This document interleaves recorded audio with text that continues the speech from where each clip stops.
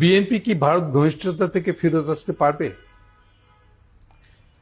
এটা বলা মুশকিল, কারণ দিনকে দিন এটা খুবই খারাপ জায়গায় যাচ্ছে, খারাপ জায়গায় গেছে। বিশেষ করে গত 1.5 মাসে বিএনপি যেসব প্রচারণা মিছিলগুলা, ঢাকার বাইরে যে সমাবেশগুলো করেছে, ঢাকাতে তো বটে, ঢাকার বাইরে যেসব সমাবেশগুলো করেছে, সেখানে প্রত্যেকটা সমাবেশে বিএনপি থেকে বিশেষ করে মির্জা ফখরুল যে বক্তৃতাগুলো দিয়েছে এবং সাথে সাথে অন্য যেসব নেতাগুলোও দিচ্ছে, যেমন আমির খুসরু টাইপের লোকেরা যেসব বক্তৃতা বিবৃতিগুলো দিয়েছে, এগুলা খুবই ভয়ঙ্কর, মানে ভয়ঙ্কর।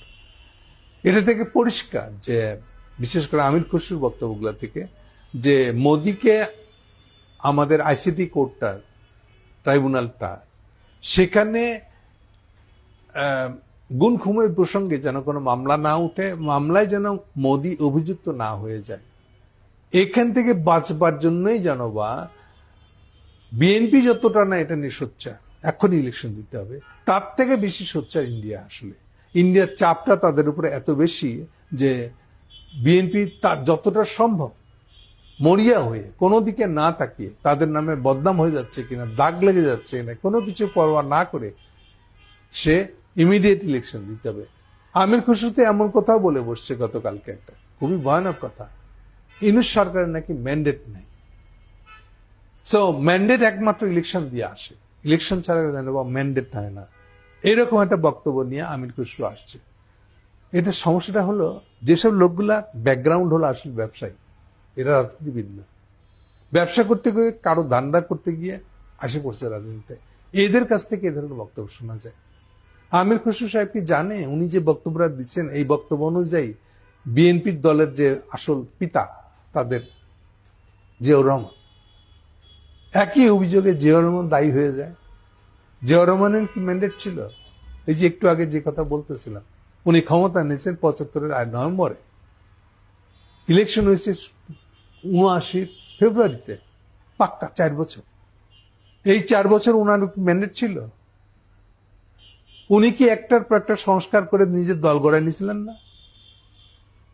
তার মানে কি হলো, পাক্কা 4 বছর ওনার হাতে, ওনার সপক্ষে, ক্ষমতার সপক্ষে কোনো ম্যান্ডেট ছিল? উনি ম্যান্ডেট বলতে যে ভোট বুঝাচ্ছে।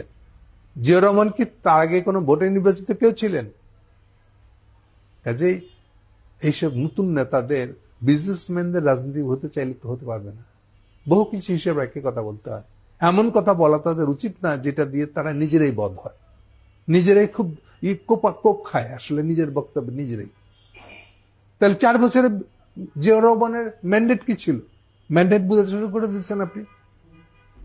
ম্যান্ডেট যদি বুঝতে হয় তাহলে এটা শুনে রাখেন, আসলে ম্যান্ডেট কেবলমাত্র ভোট না, ভোট ছাড়াও বহু ম্যান্ডেট হয়। ইভেন শেখ মুজিবের ম্যান্ডেট কি ছিল আসলে? 72-এ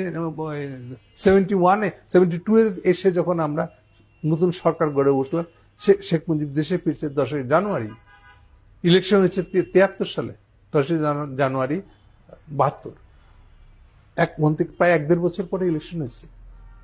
তাহলে এই সময় শেখ মুজিবের ম্যান্ডেট কি ছিল? ম্যান্ডেট বুঝেন আপনি? ম্যান্ডেট কিছু বুঝেন না আপনি। আপনি একটা ভোট বলবেন যে ভোটই একমাত্র ম্যান্ডেট। আচ্ছা, আরেকটু আগাই, ম্যান্ডেট হলো আসলে জনগণ যখন রাস্তায় নেমে আসে, রাস্তায় নেমে এসে সরকার বদলায় ফেলায়, এটাই এর চেয়ে বড় ম্যান্ডেট আর হয় না। এটাই বড় ম্যান্ডেট। কেন? কারণ যাদেরকে ম্যান্ডেট দিবে, দানকারী বলতেছেন আপনি, ভোট দান করা হয় তো বলতেছেন আপনি, যারা ভোট দিবে তারাই রাস্তায় নেমে এসে বলতেছে পুরান সরকারটা আমি চাই না, ফালা দিতে হবে। তাহলে এইটি সবচেয়ে বড় ম্যান্ডেট। অ্যাকচুয়ালি ম্যান্ডেট বলতে, ক্ষমতা বলতে, সব ক্ষমতার উৎস জনগণ বলতে যেটা বোঝায়, সো এটা তো জনগণের ক্ষমতা আসলে। আচ্ছা, আরেকটা আপনাকে স্মরণ করে দিই, অলরেডি এটা নিয়ে একটা আমাদের হাইকোর্টে মামলা হয়েছিল যে ইউনূস সরকারের ম্যান্ডেট কি। এই যে আপনাদের এই বোকা তর্কের মতন এক তর্ক নিয়ে হাজির হয়েছিল আদালতে একজন, হাইকোর্ট রায় দিয়েছে যে যেহেতু ইউনূস সরকারের পাবলিকের ম্যান্ডেট এটা এবং জনসমর্থনের উপর দাঁড়ায় আছে উনি, কাজেই এইটা ম্যান্ডেট প্রাপ্ত। এটা হচ্ছে হাইকোর্টের রায়টা। এবং হাইকোর্ট যিনি এই রিটটা করেছিলেন হাইকোর্টে, সেই রিটটাকে খালাস করে দেয় উনি। উনারা আরেকটা সন্দিষ্ট উদাহরণ দিয়েছিলেন আসলে, যে হাসিনা পদত্যাগ করে পালিয়ে যাওয়ার পরে প্রেসিডেন্ট নিজেই তৎকালীন সুপ্রিম কোর্টে, যেটা তখনও আওয়ামী লীগের সুপ্রিম কোর্টে একটা রেফারেন্স দিয়ে জিজ্ঞাসা করেছিলেন যে এখন পরিস্থিতিতে আমি যদি একটা কারণ নেতৃত্বের সরকার করি এটাকে বৈধ হবে কিনা, সেক্ষেত্রেও ওই হাসিনার সুপ্রিম কোর্টও প্রেসিডেন্টকে লিখিত পরামর্শ দিয়েছিল যে ইয়েস আপনি করতে পারেন, এটা বৈধ হবে। তাহলে আর বৈধতা ম্যান্ডেট এগুলা নিয়ে এটা বুঝে শুনে তাদের কথা বলা উচিত না? সো এই অবস্থায় দাঁড়ায় গেছে যে বিএনপি পাগল হয়ে গেছে, কথা তার পক্ষে যাচ্ছে না বিপক্ষে যাচ্ছে, কোনো কিছু দেখার তার অবস্থায় নাই। অ্যাট এনি কস্ট যেন বা মোদিকে বাঁচাতে হবে, বাংলাদেশের কোনো আইন বা বিচারে বিশেষ করে আইসিটি ট্রাইব্যুনালের কোর্টে যেন মোদির নাম না আসে। তার আগেই ইন্ডিয়ানরা বারে বারে বলতেছে যে তারা কোনো ডিল করতে চায় না ইউনিট সরকারের সাথে, তারা চায় যে ইলেকশনটা তাড়াতাড়ি হয়ে যাক, ইলেকশন হয়ে গেলে পরেই কেউ না কেউ ক্ষমতা আসবে, তাদের অনুমান বিএনপি আসবে, সো বিএনপির সাথে তারা ডিল করে ফেলবে, এগুলো বিচার আচার সব কোনো কিছু হবে না, সব স্টপ হয়ে যাবে, স্থগিত হয়ে যাবে, ফলে মোদি বেঁচে যাবে। সো ইন্ডিয়ানদের এখনকার প্রধান লক্ষ্য হচ্ছে যত তাড়াতাড়ি নির্বাচন ঘটায় দেওয়া যায়। সো বিএনপি সেই দাবিটাই বাইরে বেরিয়ে এসে বাইরে প্রকাশ্যে বাংলাদেশের ভিতরে থেকে এই দাবিটা কন্টিনিউয়াসলি চালা যাচ্ছে, এবং আমি শিওর যে এই দাবিটা বিরাট ধরনের হোঁচট খাবে সামনে। এই হোঁচট খেলে পরে হোঁচটটা সামলানোর জন্য বিএনপির জন্য যথেষ্ট দম, যথেষ্ট যুক্তি, যথেষ্ট কর্মী ধরে রাখার মতন সামর্থ্য থাকবে কিনা এগুলো দেখার বিষয় আসলে।